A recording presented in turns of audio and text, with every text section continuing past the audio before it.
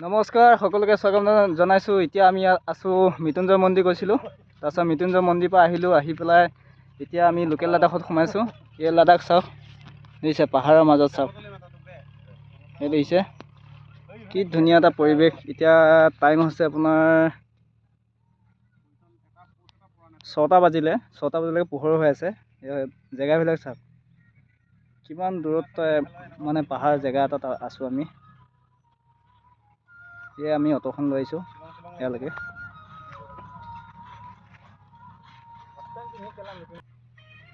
বহুত ওপৰত পাহাৰ এইবিলাক দিছে, ডাৱৰবিলাক কেনেকৈ অলপ আগত বৰষুণ দিছিলে।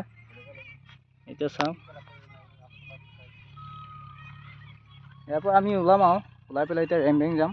ৰেমবেঙত সোমামগৈ বলবমত, মানে জেগাখিনি চাবলৈ আহিলোঁ। আপোনালোকক দেখুৱালোঁ, কেতিয়াবা আহিম ভালকৈ ভিডিঅ' এটা বনাম।